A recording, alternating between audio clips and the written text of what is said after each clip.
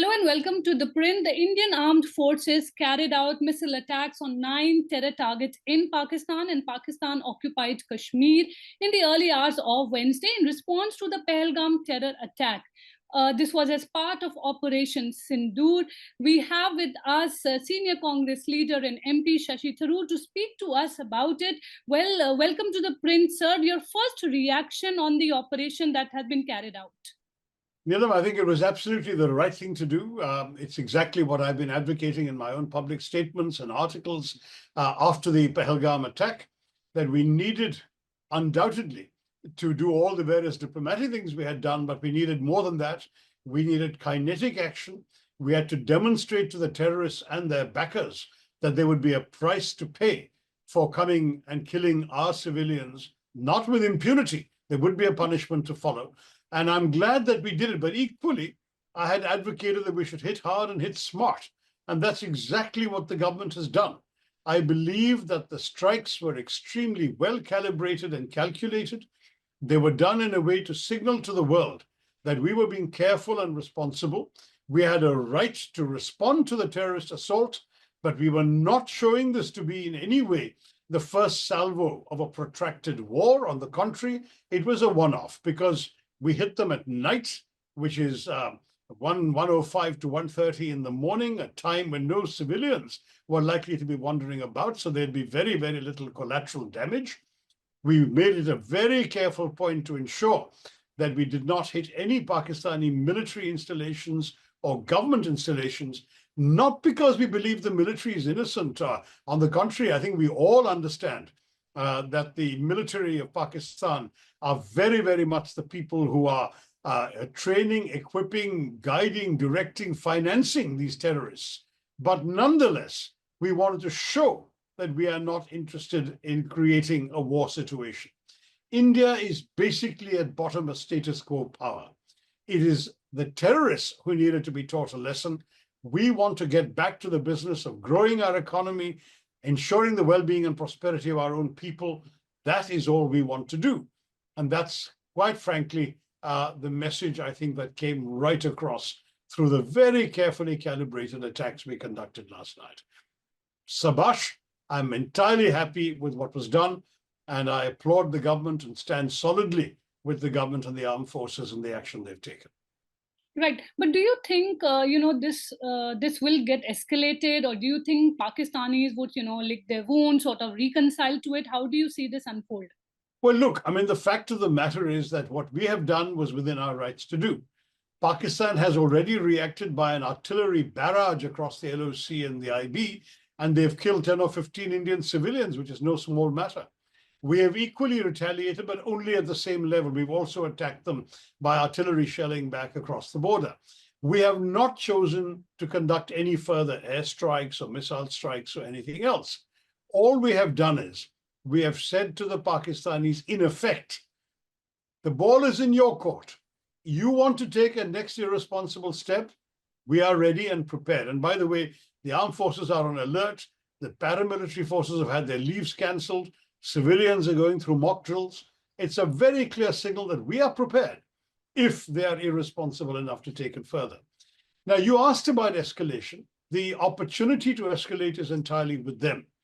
That is, if they believe that for their own self-respect or honor, they need to do something more to India than merely artillery shelling, they might. And if they do, believe me, they're going to get it right back.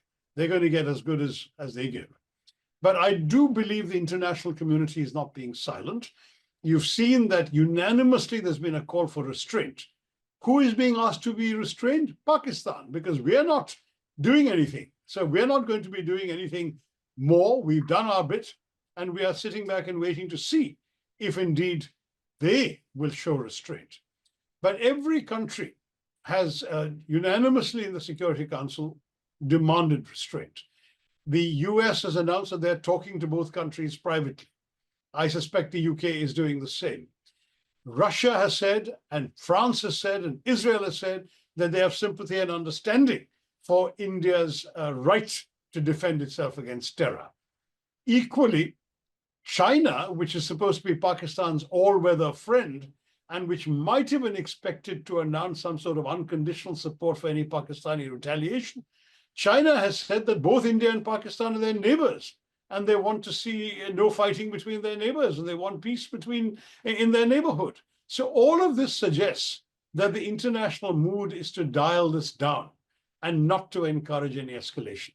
So if the Pakistani military is tempted to do something escalatory, they're going to rapidly find themselves without any support, Neelam. Right. Well, do you think the latest strike will, sort of serve as a permanent deterrent for Pakistan to stop sponsoring terrorism in India? Permanent deterrent, very difficult to say. I honestly don't believe that Pakistan is going to be able to give up those elements in its deep state, those elements in its basic makeup that lie behind these kinds of terror assaults. The military in Pakistan commands a larger share of the country's resources and GDP than any military of any country in the world. They're not going to be giving up those privileges.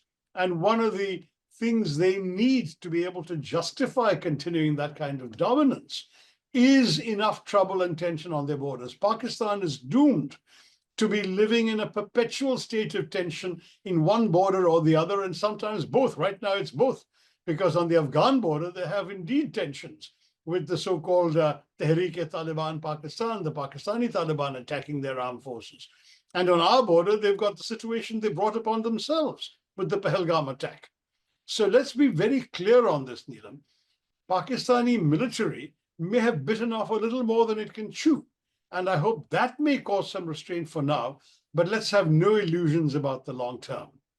We just have to keep focusing on our own growth and development and put such distance between us and Pakistan that their misbehavior, which may continue, will only be an irritant rather than anything defining. One last thing I want to say on that particular issue. It is in Pakistan's interest to rehyphenate themselves with India. It's not in our interest. We have grown beyond them, and we don't want the world to think of us constantly in this frame of India, Pakistan, Kashmir. So I'd like very much for us to end this quickly and move on to bigger and better things, to a world of economic growth, of high-tech development, of free trade agreements, all of the stuff that we were doing before Pahalgam happened. Right. As you pointed out, we should finish it. Do you think then we should go for the finish in terms of, for the good? No, I mean, when you say go for the finish, well, we can't, we don't want, the only finish, frankly, will be to finish Pakistan. And that's not something I think we would be wise to undertake, because that is precisely what, in some ways, the Pakistani army wants. A divided and unhappy country where the army is increasingly unpopular, living with a stagnant economy and various kinds of failure, with its most popular leader locked up behind bars on trumped-up charges. This is not a country that we need to actually give an excuse to unite behind the army by attacking them. I think we've done the minimum. We've done it well. We should now encourage the world to tell Pakistan, cool it, whatever you've done, honor is satisfied. It's not in the world's interest to see you guys fighting, back off. And if that happens, we should go along with that. And we too should leave it with Operation Sindoor of last night. Right. Well, you talked about the response of the international communities. How do you see China moving now? They've been advocating restraint, but what is the real message in there? China. Yes. Sorry, yeah, no, I think China has very clearly signaled that they don't want to see a war either. I mean, frankly, they've said that both India and Pakistan are neighbors. Actually, it was a very surprising statement. It almost suggests that China is giving more importance to India than to their all-weather friend. And frankly, that's important because, you see, Pakistan is important to China for no other reason than the fact that they are an irritant to India.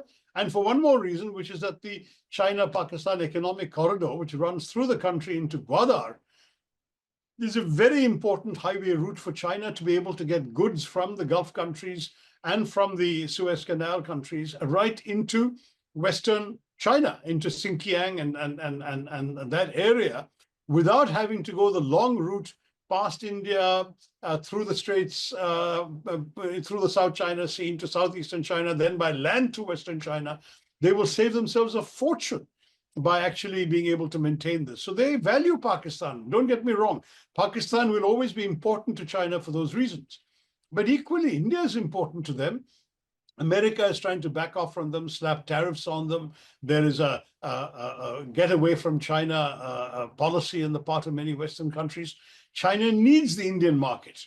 China needs to be able to develop economic relations with India. They've got $100 billion surplus already. They want that to grow, not shrink. So India also matters, if in no other way, just economically. And that's something that I think we can also benefit from in the present climate. So I think China doesn't really want to see a war between India and Pakistan right now.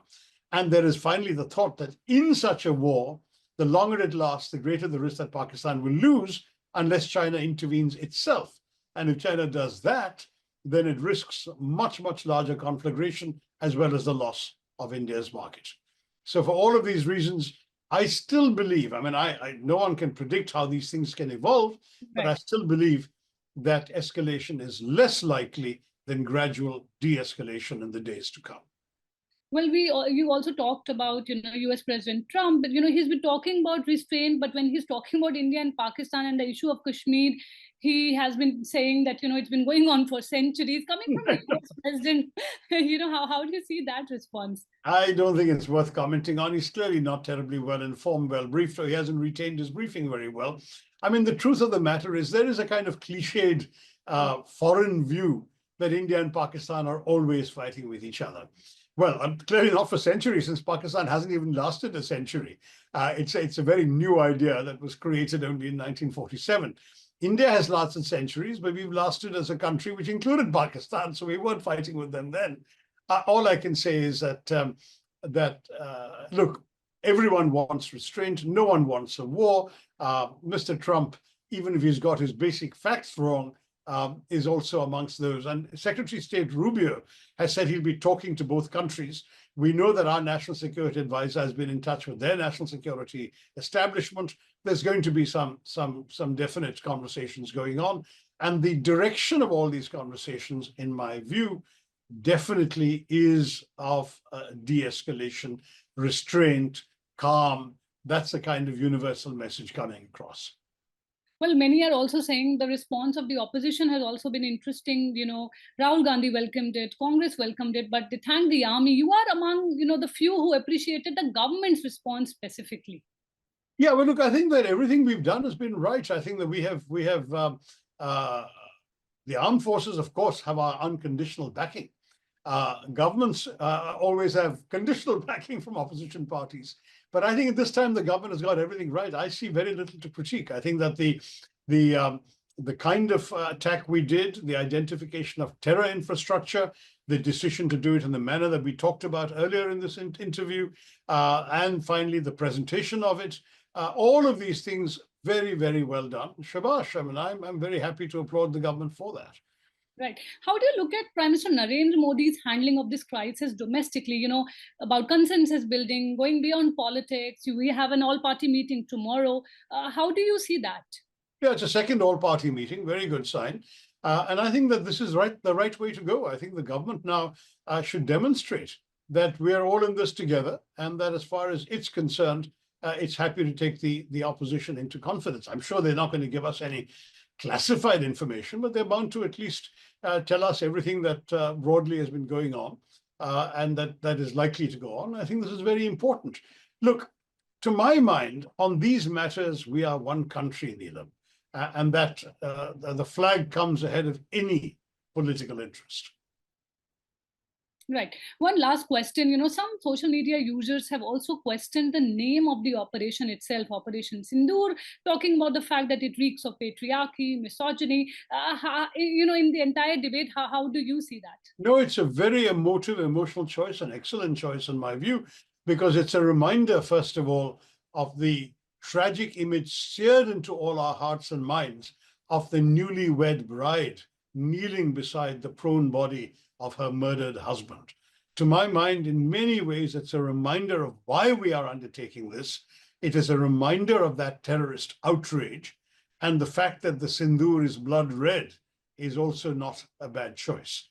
I think the message is excellent, just as the message of our Foreign Secretary, a Kashmiri Pandit himself, being flanked by two women officers, one of whom is a Muslim, again sending a very clear message that as far as India is concerned, we are all united, that this is not about Hindu versus Muslim, as some Pakistanis want to make it. It is about India standing up against Pakistani terror. All of this very well calibrated by the government, and I applaud them for it. I have no hesitation in giving credit where credit, I believe, is rightly due. Well, thank you so much, Mr. Tharoor, for your time.